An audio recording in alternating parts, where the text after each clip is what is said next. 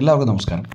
പൊതുവേ നമ്മൾ time table പരീക്ഷയ്ക്ക് പഠിക്കാൻ വേണ്ടി ഇടുന്നത് വളരെ അംബീഷ്യസ് ആയിട്ടുള്ളൊരു ടൈം ടേബിളാണ് ഇടുന്നത്. അതായത് 10 മണിക്കൂറിന് മുകളിൽ, അതായത് 12 മണിക്കൂർ, 14 മണിക്കൂർ, ചിലവർ 16 മണിക്കൂറൊക്കെ പഠിക്കാമെന്നാണ് നമ്മൾ ടൈം ടേബിൾ ഇടുന്നത്. വളരെ നല്ല ഇൻറ്റൻഷനോട് കൂടിയാണ് അങ്ങനെയുള്ളൊരു ടൈം ടേബിൾ ഇടുന്നത്. കാരണം വേഗം പോർഷൻസ് തീർക്കുക, മാത്രമല്ല മുഴുവൻ സമയം അറ്റൻറ്റീവായിട്ട് പഠിക്കണം എന്ന് വിചാരിക്കുന്നവരാണ് അങ്ങനെ ടൈം ടേബിൾ ഇടുന്നത്. നമ്മളെല്ലാവരും അങ്ങനെ അംബീഷ്യസ് ആയിട്ടുള്ള ടൈം ടേബിൾ ഇടുന്ന ആൾക്കാരാണ്. പക്ഷേ അതിൻ്റെ ഒരു ആഫ്റ്റർ എഫക്റ്റ് എന്ന് പറയുന്നത് ഒന്നും വെച്ചാൽ നമ്മുടെ കോൺഫിഡൻസ് ഭയങ്കരമായിട്ട് ആ ദിവസം പ്രത്യേകിച്ച് ഭയങ്കരമായിട്ട് കൊടുക്കും. ആ സെൽഫ് കോൺഫിഡൻസ്, ഇത്രയധികം തീർന്നു, ഇത്രയും പോർഷൻസ് തീർന്നു എന്നുള്ളത്. പക്ഷേ അതിൻ്റെ ഒരു ഡേഞ്ചറസ് ആയിട്ടുള്ള കാര്യം എന്ന് പറയുന്നത് അതിന് ശേഷമുള്ള ദിവസങ്ങൾ ഈ പറയുന്ന സ്ഥിരമായിട്ട് ആ ടൈം ടേബിൾ വർക്ക് ആവാനുള്ള സാധ്യത കുറയില്ലേ. കാരണം 12 മണിക്കൂറിലെ 14 മണിക്കൂറൊക്കെ ഒരു ദിവസം ഒരു പർട്ടിക്കുലർ ദിവസം ചിലപ്പോൾ ശരിയാവുമായിരിക്കും. പക്ഷേ ബാക്കിയുള്ള ദിവസങ്ങൾ എങ്ങനെ ശരിയാവും എന്നുള്ളത് ആലോചിക്കേണ്ടതാണ്. കാരണം അതിൻ്റെ പ്രൊഡക്ടിവിറ്റി എന്ന് പറയുന്നൊരു കാര്യമില്ല, എഫിഷ്യൻസി.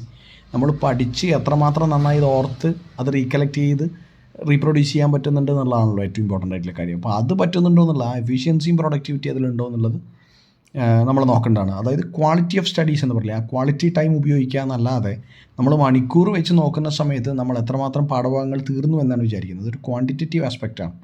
ക്വാളിറ്റേറ്റീവ് ആസ്പെക്റ്റ് എന്ന രീതിയിൽ എത്രമാത്രം പഠിക്കാനും റീകളക്ട് ചെയ്യാനും ശരീരത്തിന് റെസ്റ്റ് കൊടുക്കാൻ പറ്റുന്നുണ്ട് എന്നുള്ളതും നോക്കേണ്ടതാണ്. അതനുസരിച്ചിട്ട് വേണം നമ്മളെ ടൈമിംഗ് സെറ്റ് ചെയ്യാൻ. 10 മണിക്കൂർ പറ്റുന്നവർ, ഒരു 12 മണിക്കൂർ പറ്റുന്നവർ അങ്ങനെ ചെയ്യുക. അതല്ലാതെ പറ്റുന്നവർ കൺസിസ്റ്റൻ്റായിട്ട് ഒരു 7 മണിക്കൂർ കിട്ടുന്നുണ്ടെങ്കിൽ അത് വളരെയധികം നല്ല സമയമാണ്. എപ്പോഴും സമയത്തിനല്ല, നിങ്ങൾ എത്രമാത്രം പഠിച്ചു തീർക്കുന്നു എന്നുള്ളതിലാണ് കാര്യം. എത്രമാത്രം നന്നായി അത് ഓർമ്മിക്കാൻ പറ്റും, റിവൈസ് ചെയ്യാൻ പറ്റും എന്നുള്ളതിലാണ് കാര്യമെന്ന് തോന്നുന്നു. മാത്രമല്ല ഈ പറഞ്ഞ 10-12 മണിക്കൂർ പഠിച്ചൊരു ദിവസം അല്ലെങ്കിൽ 16 മണിക്കൂർ പഠിച്ചൊരു ദിവസത്തിന് ശേഷമുള്ള ദിവസം എന്തായിരിക്കും എന്നുള്ളത് വളരെയധികം ക്യൂരിയസ് ആയിട്ടുള്ളൊരു കാര്യമാണ്. കാരണം 16 മണിക്കൂർ പഠിച്ചൊരു ദിവസം കഴിഞ്ഞ് പിറ്റേ ദിവസം ശാരീരികമായിട്ടുള്ള ക്ഷീണം എന്ന് പറയുന്നത് ഒബ്വിയസ്ലി ഉണ്ടാകുന്നൊരു കാര്യമാണല്ലോ. അപ്പോൾ രണ്ടാമത്തെ ദിവസം അത് കീപ്പപ്പ് ചെയ്യാൻ പറ്റിയില്ല. രണ്ടാമത്തെ ദിവസം അതിന് പകരം 2 മണിക്കൂറോ 1 മണിക്കൂറോ അതും ഉറക്കം തൂങ്ങിയാണ് പഠിക്കാൻ നമുക്ക് പറ്റുന്നതെങ്കിൽ അത് ഫ്രസ്ട്രേഷൻ ഉണ്ടാക്കും. അപ്പോൾ വീണ്ടും എന്താണോ 2 ദിവസം 8 മണിക്കൂർ പഠിക്കുന്ന ഗുണം അത്രേ ഒരു ദിവസം 16 മണിക്കൂർ കൊണ്ട് പഠിച്ചിട്ട് കാര്യമുള്ളെങ്കിൽ പിന്നെ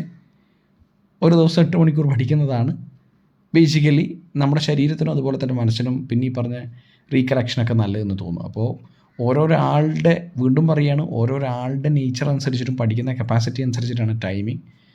നമ്മുടെ ബ്രേക്ക് കൊടുത്ത് നമ്മൾ തന്നെ റിഷ് ചെയ്തിട്ട് പഠിക്കുകയാണ് കൂടുതൽ എഫക്റ്റീവ് ആവുക. അപ്പോൾ ക്വാളിറ്റേറ്റീവിൽ നിങ്ങൾക്ക് എന്താണെന്നുള്ളത് നിങ്ങൾ തീരുമാനിക്കേണ്ടതാണ്.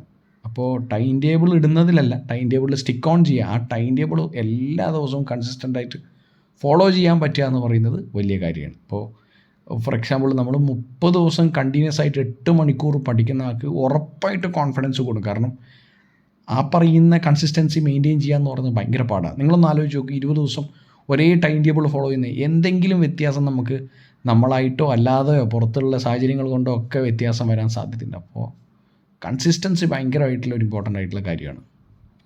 Okay, bye, take care.